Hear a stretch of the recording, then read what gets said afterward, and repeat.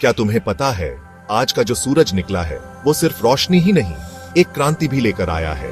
और ये क्रांति बिजली की है, लेकिन वो पुरानी वाली बिजली नहीं जो कोयले से बनती है।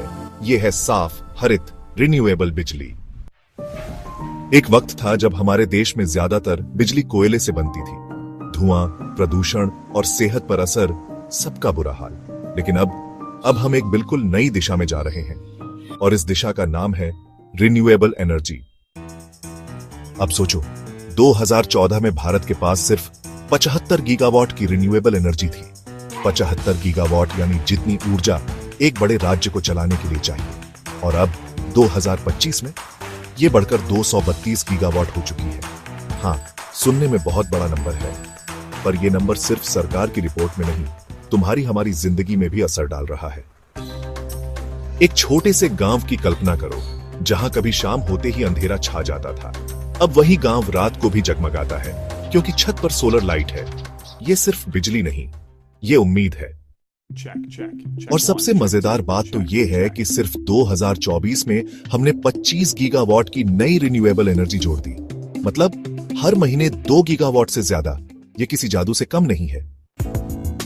अब गौर करो, जर्मनी, जो दशकों से ग्रीन एनर्जी का लीडर माना जाता था, उसे भी हमने पीछे छोड़ दिया है।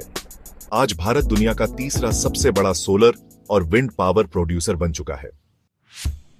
युवाओं के लिए यह एक सुनहरा मौका है, न सिर्फ नौकरी के लिए, बल्कि देश को एक बेहतर भविष्य देने के लिए।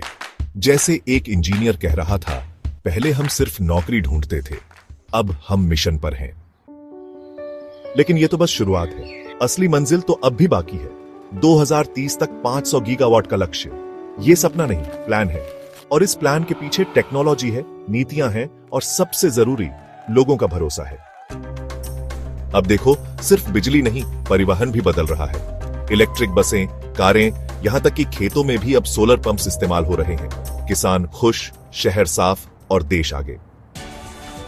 जब बच्चे स्कूल में रिन्यूएबल एनर्जी पर प्रोजेक्ट बनाते हैं, तो समझ लो देश बदल रहा है, क्योंकि जो पीढ़ी सीख रही है वही कल की लीडर बनेगी। हां, दिक्कतें भी हैं। हर चीज इतनी आसान नहीं है।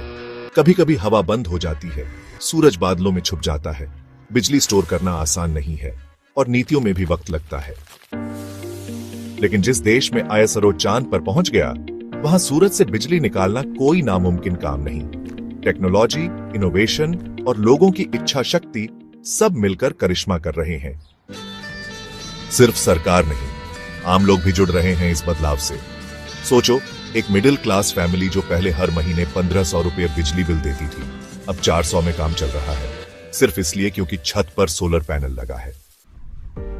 राजस्थान, गुजरात, तमिलनाडु, महाराष्ट्र, ये राज्य तो इस रिन्यूएबल रेस में सबसे आगे हैं। लेकिन अब उत्तर भारत, नॉर्थ ईस्ट, यहां तक कि पहाड़ी इलाकों में भी प्रोजेक्ट्स लग रहे हैं। शुरुआत हो चुकी है। सवाल यह नहीं है कि क्या भारत ग्रीन एनर्जी में आगे निकलेगा, सवाल यह है, हम सब इसमें कितनी तेजी से हिस्सा लेंगे। क्योंकि यह बदलाव सरकारों का नहीं, हम सबका है। और हां, अगली बार जब सूरज निकले, तो सिर्फ धूप मत देखना, उसमें एक हरित भविष्य भी देखना।